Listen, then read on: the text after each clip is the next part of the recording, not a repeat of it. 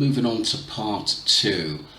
We're going to go on to Little Miss Vodka. She put this up some weeks back now, and it was Ayub Kazim has given a statement to the Daily Mail, and she made some crucial points. Let's get straight into it. In the guy that we know that was with Jay at the Airbnb has basically come out with a statement saying Jay came to the apartment alive and he also left alive. He basically explained that Jay didn't have anywhere to go, all of his friends left him, so he actually did the guy a favour by letting him come stay. He also said that he doesn't let people he doesn't know stay with him. He said he helped a guy and now all of a sudden his face is all over the news. It's kind of mental, he said, basically. He also states that he knows Jay through friends. That statement he gave, he came here alive and left alive, and they were the last people supposedly to see him if he was still alive at that time. That's quite a hard statement to make, is that, it was, that's a statement to say, look, it was nothing to do with me. Hey, put your hands up. And, the next day they had flown home. Do you think he means Lucy? Allegedly. He said that he knew Jay through friends, so he wouldn't just let a randomer stay around. It's also been confirmed that it is the guy that was involved in related activities, if you know what I mean. Apparently a property in Cardiff got raided and they found a load of money, they found mobile phones, they found a lot of things. He said that there was no arguments, nothing happened. He even gave Jay a blanket to sleep with. Nothing happened. Now, one of the questions I have is, I thought he had a hotel that he was going back to. Wouldn't that have been the easy option to go back to the hotel? One of my thoughts was that there was a problem there, that he couldn't go back to the hotel because there was said to be a fight. Was Jay the previous night or arguing with either Lucy or Brandon or Brad over money Jade owed them? That's a possibility, because that's also been a topic of conversation, because that would be the first port of call. Yeah, I've lost my key, but there's a 24-hour desk at the hotel, so it's my easiest route to get back from the nightclub. To me, he had nowhere else to go. Also, second question is, this just only further makes me speculate on how well Lucy and this guy knew each other, with the whole situation that was involved in Cardiff. He also states that he knows Jay through friends. Do you think he means Lucy? Allegedly. He said that he knew Jay through friends, so he wouldn't just let a randomer stay around. So he said that he spoke to the Spanish police and the Spanish police told him not to speak to anyone. He then says that he hasn't spoke to Mark, the detective guy from the UK, because he doesn't have jurisdiction over there, so he hasn't done anything wrong, so he doesn't need to speak to him. He said... But Mark must have got some information to know about Ayub, and they must have had a good conversation, I thought, for Mark to get so much information about Ayub, and if he didn't talk, was going to call him out on it. I think Mark's good at that, calling people out and making them act, and I do think there was a conversation between Ayub and Mark, especially obviously when Mark first went out there and was digging for information. Everyone knows each other, we're all good friends. He said that Jay's a sound guy, he's pretty cool, we get on, I get on with him, he gets on with me. So yeah, very interesting. Very. Yeah, very. And I think a lot of things didn't add up there in why a 19-year-old boy would go back with a 30-year-old guy and his mate, and they were known for crime. Actually, and someone actually sent me some information, and this goes back to 2010, I believe. Oh, sorry. Not that long ago, actually. I think it's this is when Brandon was 15 years old. Rocky also a knife incident, cube mountain bike from P. Hudson near Burnley, Ebor Street. Brandon was 15 years old. His bike was worth £2,000, and threat by Rocky alias J.N. Atanta from North London. Obviously, and it goes on to say, yes, Atanda, this is Rocky, held him at knife point in Ebor Street, Burnley in 2010. Oh, sorry, it wasn't 4 years ago, it was 2010, excuse me. Took Brandon's £2,000 mountain bike. Andrew Hodgson, Brandon's dad, took him on, but was overcome. Look also for the missing video, Tiger.Woods, spelt 3 XOs, forever young fly high kid, after a dump body. Mixed content has a lot on her. TTing goes on.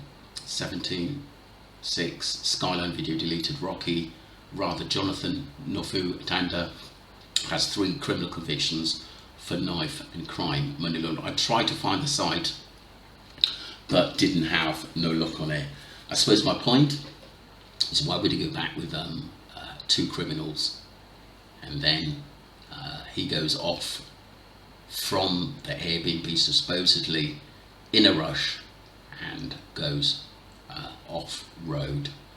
And the only reason you do that, if you're hiding for something, or you don't trust anybody, your friends anymore in the location. And this is why I go back to the start of the story. I think it was possibly to do with debt back home. There were a lot of people he knew, friends and enemies. I think that went to the Tenerife NRG festival, and I just think it escalated from there.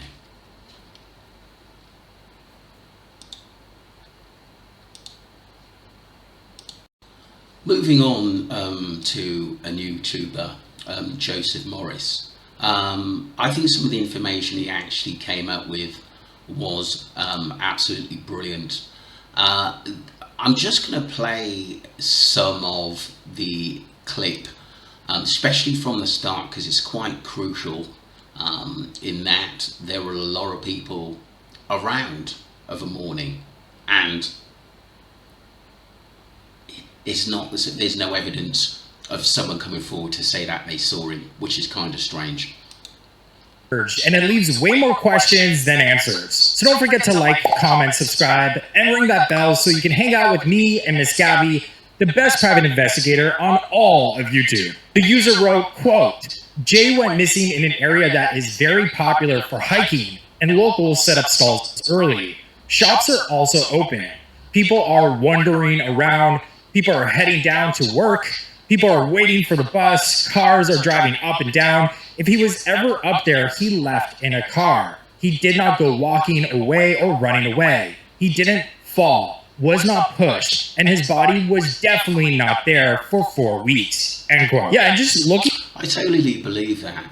That we've only got witnesses in Lucy having a conversation with him, Brad having a conversation with him that day. Abe said he came here alive and left alive. The B&B owner, which we'll come into that, said she saw him walking, well, saw him twice, going off, walking up the hill, and then 5 or 10 minutes later, a bit further on up the road, but no other conversation. I mean, all the people who said that they've had interactions with him are dodgy, and that is the only information we've got from him being at the B&B is their statements, which they've given to the police, and then the Spanish police have given to us in what they says. Do you really 100% believe these people? I don't. I personally don't. A lot of people did go with the story, went off track, wandered, got into some trouble. But why would you do that? Why would you do that? Jay looked to me a kid that was clued up, and I don't think that he would just go off road if he did for a reason. Yes, that's an easy narrative to say what happened, but I do think there was more to this than meets the eye. And so many people track are on that road and sightseers. It's a maze. No one else saw him. No camera evidence. Doesn't that make you think?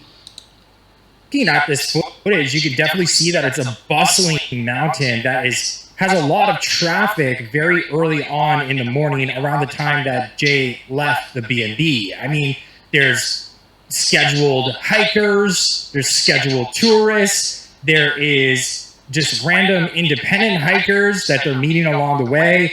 It definitely looks like an area that would be very hard to go missing. And very early on, when Jay's body was found, a Daily Mail columnist named Fred Kelly said the exact same thing, that this area Jay was found in was a high traffic area where many people would have seen him.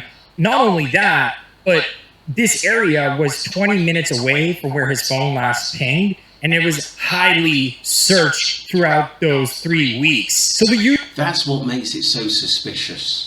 It was searched quite a few times in that area, and why didn't they find their body?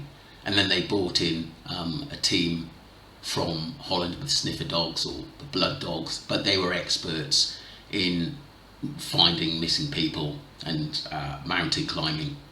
They were called in, and suddenly his body was found. You couldn't script it. User goes on to speculate that Jay must have left by car. Otherwise, there would have been more eyewitnesses. So when Jay was announced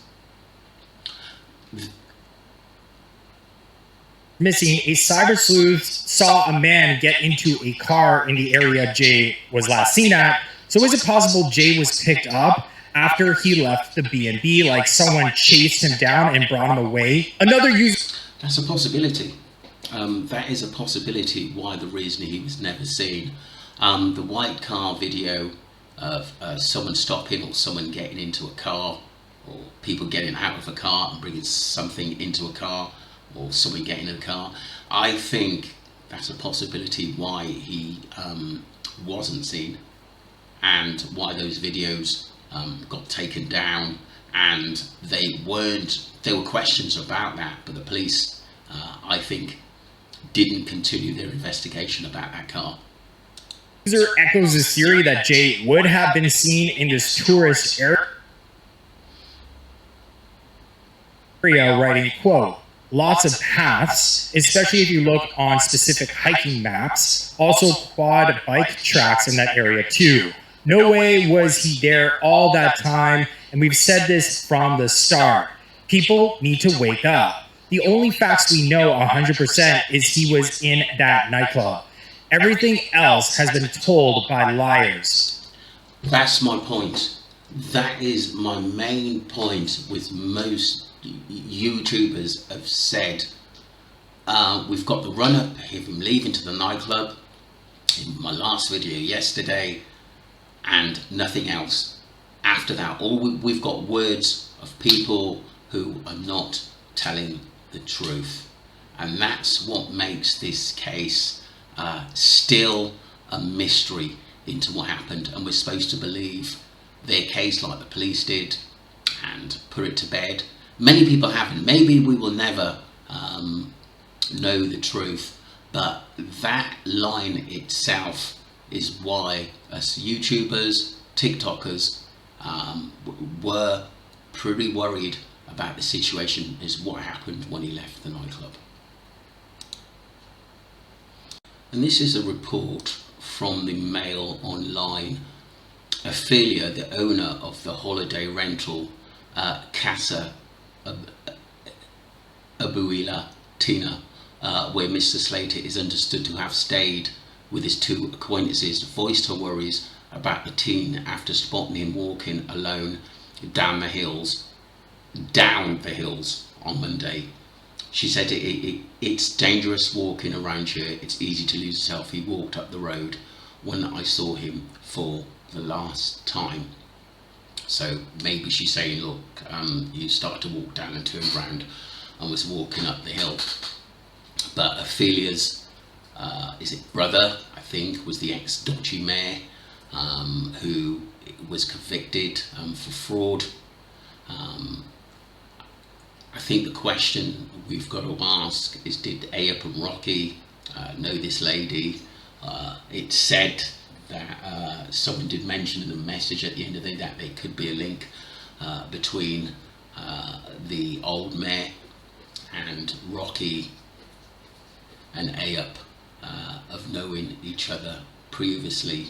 That's why they were able to probably get the Airbnb so quickly in a few hours and under a false name, which is quite odd.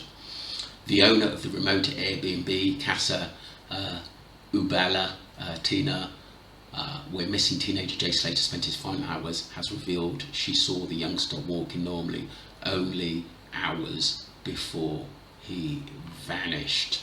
It sort of keeps in line, doesn't it, what everyone else has been saying.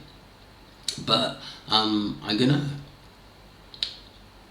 go back to the point that, you know, the people who last saw him, Jay Slater, would you honestly say that they're honest, credible witnesses, including Ophelia? I don't know. I definitely wouldn't trust any of them, to be honest, in the story that they've told. Are these credible people? Ayup, Rocky, Lucy, who said to go out there often and knows all these dodgy people and have supposedly tried to set people up before? Are they people you can honestly trust? Ophelia, I know it's her brother, who was the ex-mayor, was into criminal activity.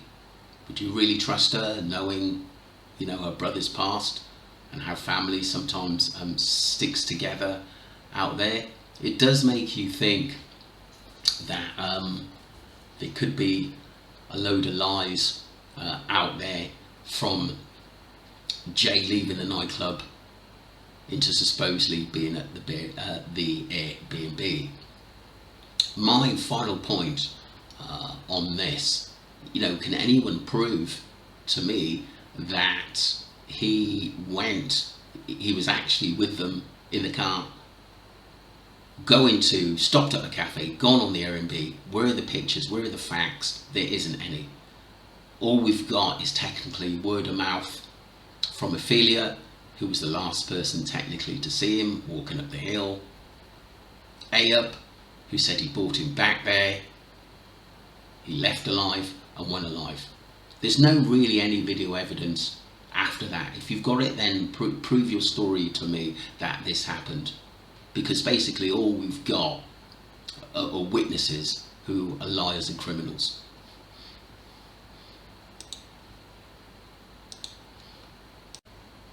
Another crucial video I thought was True Geordie, and I put a video out before that this video cut deep because Ayup and Rocky didn't really like this guy because he was speaking some home truths.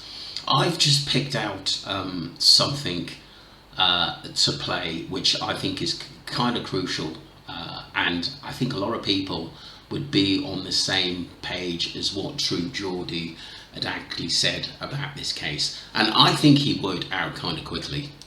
And has been cut by a cactus. Which friend knew this guy, and how did they have a previous relationship? All of these are key questions that we should be getting the answers to here. We're getting tiny bits of information, but the real interesting stuff that can actually help us piece this together ain't coming forward. The evidence still strongly supports that Jay left the Airbnb suddenly, walked for 30 minutes before wandering off-road, where at 08:49 and 08:50 on the Monday he dropped a location pin. Again, like, you're on a session till the early hours of the morning, right? I was young once. When you've been up all night partying, the last thing you want to do is get up at fucking 8 o'clock in the morning and do a hike. You want to... That's what I'm saying.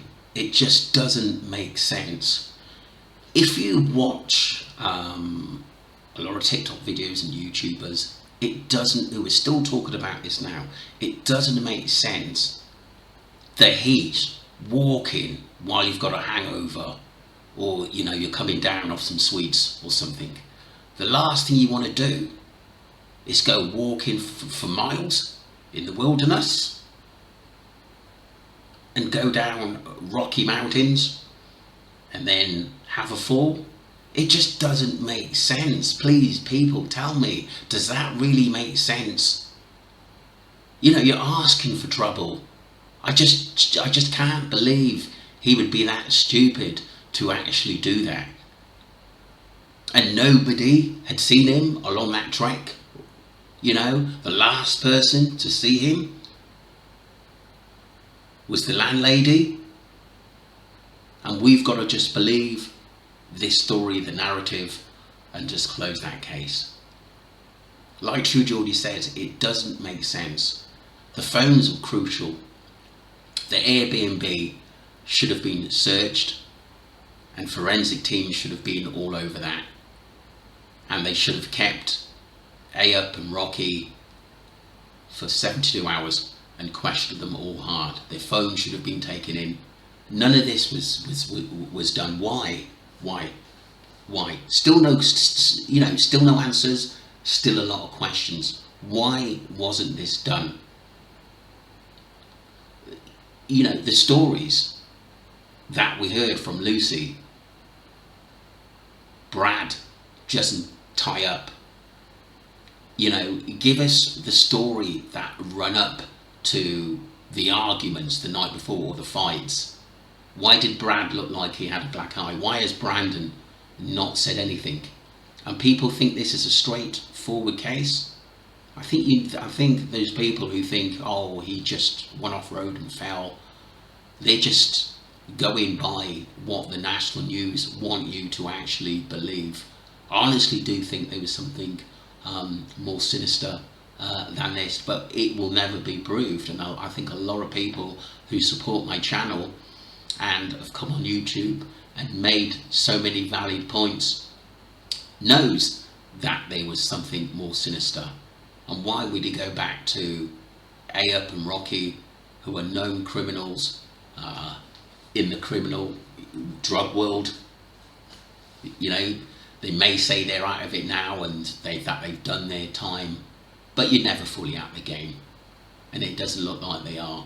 And now they're actually doing something to earn money by telling their story into what happened to him.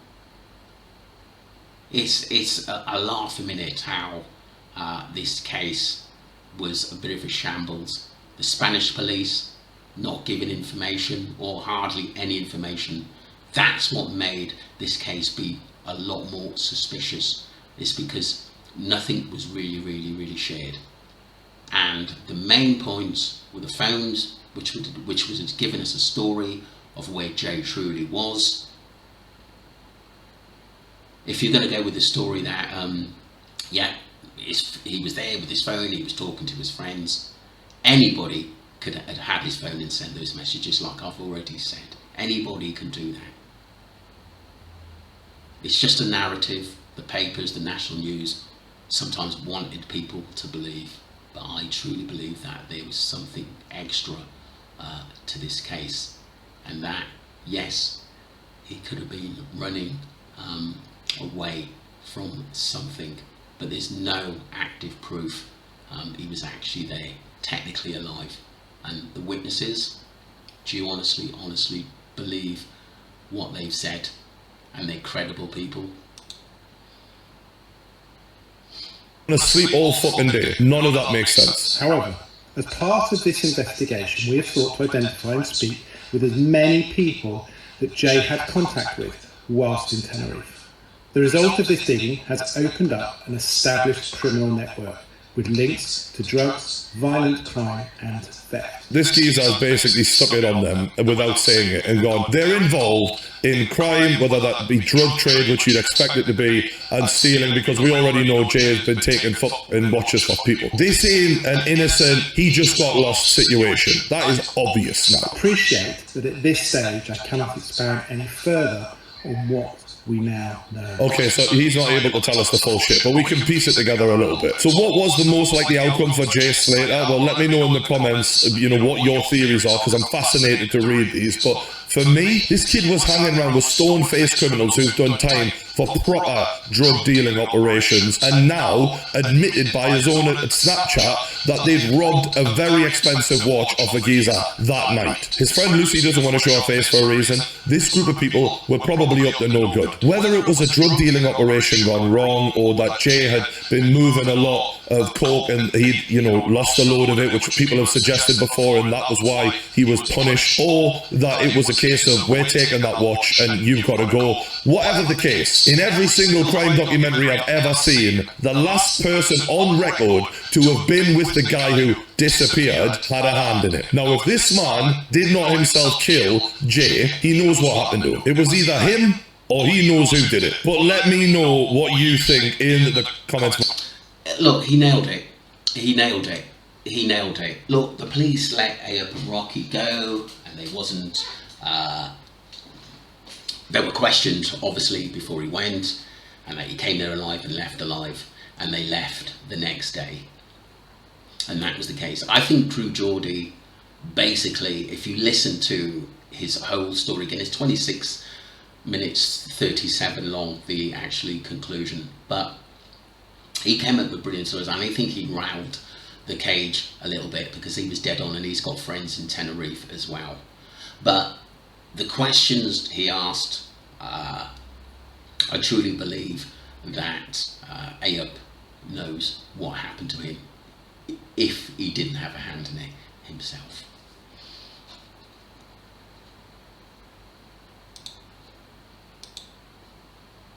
So actually, going back to those messages that were actually sent to me about a case with Rocky and Brandon, so it looks as though they've had previous over Rocky trying to steal a bike from Brandon some time ago.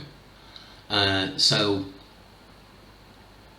I don't know how true it is, but I've scoped the internet to see if I could actually find that little piece in the newspaper, because sometimes it's so long ago it's quite hard to actually find. But there are a few TikTok videos on the name and the case file, so it is out there somewhere. But I must admit, I spent some time trying to find it, but I actually couldn't. But we know that Rocky has got actual previous as well, and knows Brandon.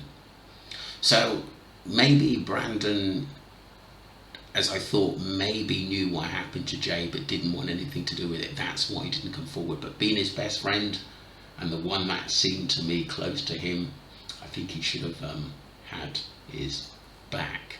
I'm going to play this last video because I thought it was some really valid points by Top Level again on this, and friendship as well. I think is supposed to be true, loyal,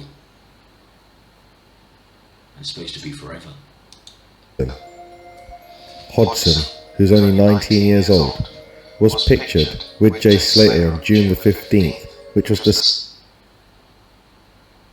second day of the NRG festival that they both attended on the Spanish island.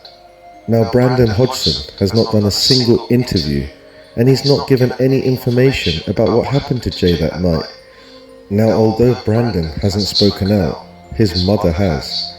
She said that Brandon has been receiving death threats online trolls since Jay Slater went missing. Hudson's mother has hit out at the abusers, sharing her frustrations in an interview with the Mail. She stated the following: "He's got death threats and all sorts," she said, from the family's home in Breefield, Lancashire. adding there's been a hate campaign against him.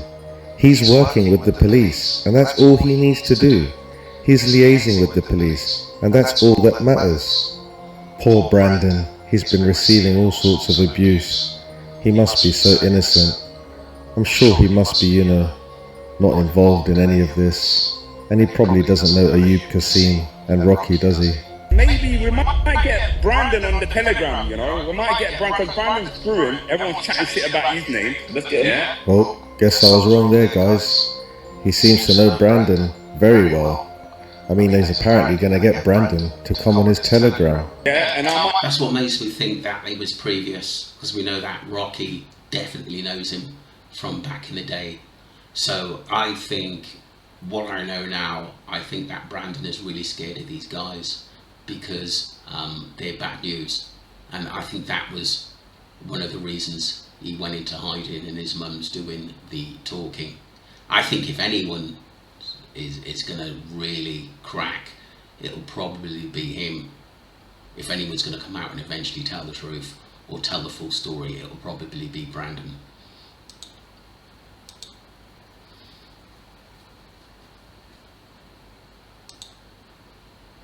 Might get him on the Telegram, exclusive. On the Telegram, we're going to get the photos, the videos.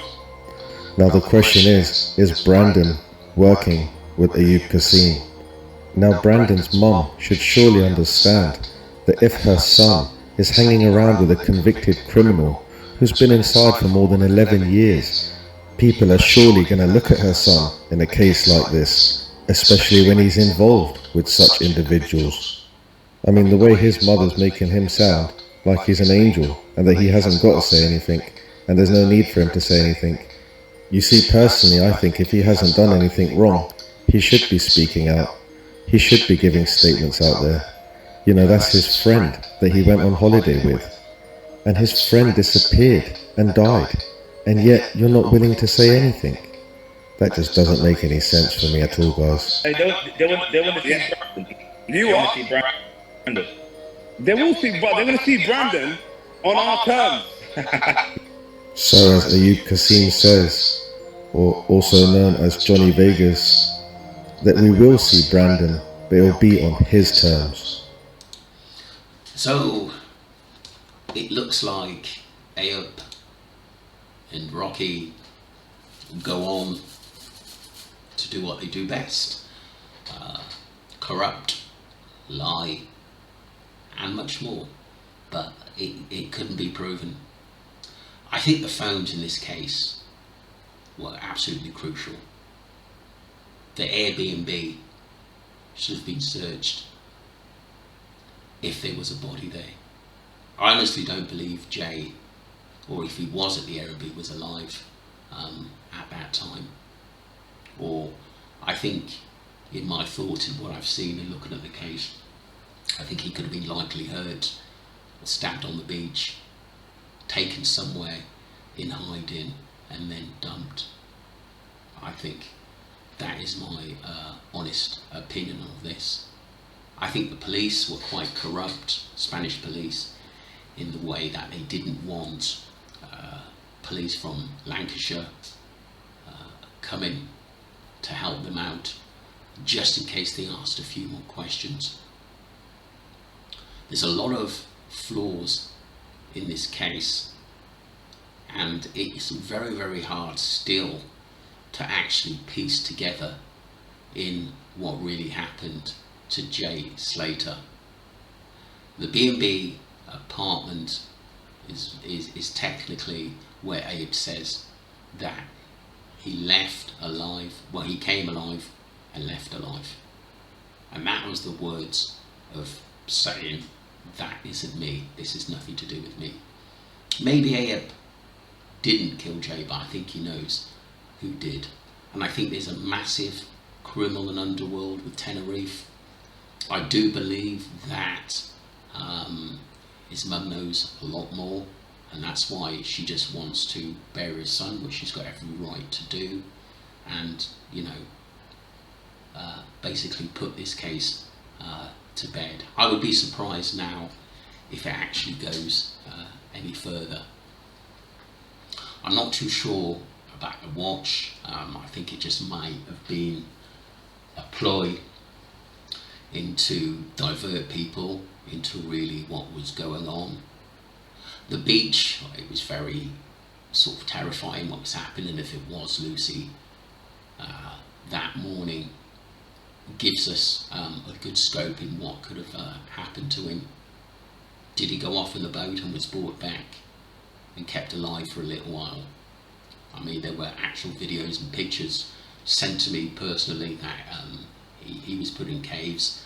Other YouTubers received messages which seemed on his whereabouts and what actually happened to him when he was in those caves, which was very, very disturbing and worrying, and a lot of people actually looked at those videos. I honestly do think he was dumped there and it made to look like an accident, and these killers are still out there and will go out and recruit someone else who is young, probably a bit vulnerable, naive. But I suppose there's one good thing, you know, every dog has his day, and you can only, when you're in that drugs game, you've got no friends whatsoever. I was in Mexico and I met someone who was just at a bar. We just started talking. He told me a story that his friend was involved in mafia. I didn't actually want to do a video, but he said no, he just was passing conversation. And one thing he did say to me, which made me think, he said, once you're in that game, it's very, very hard to get out of, and if you get in debt or you cross these mafia, things could end very, very badly. There's not really any friends in that game. It's just strictly business.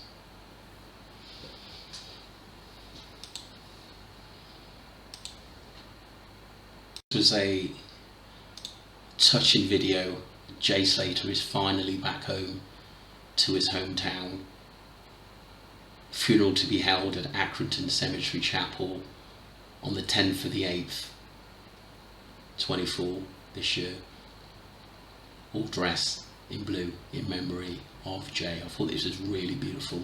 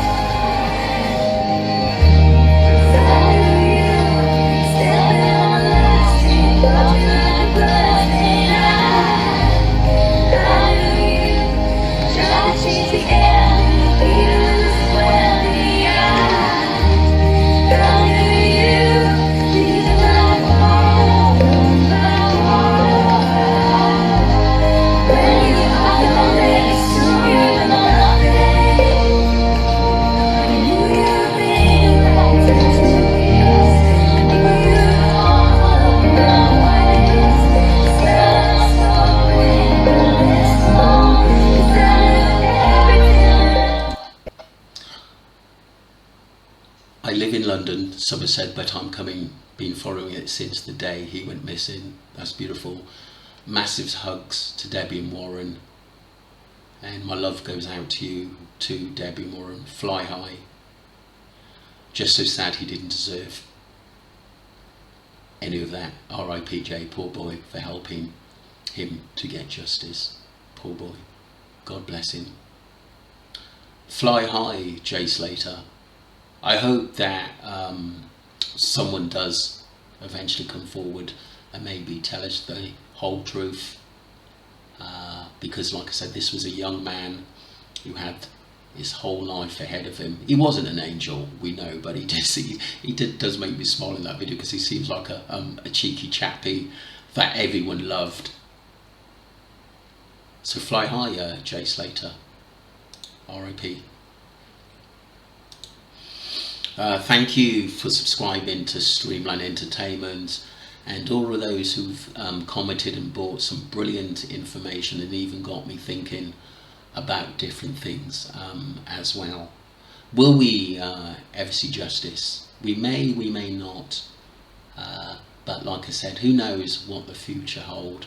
But now it's obviously the family have got the body back, and they want to obviously bury Jay and remember him in the wonderful lad you could see in those photos. Thanks again for the old subscribers who supported me from day one, and the new subscribers. Thank you.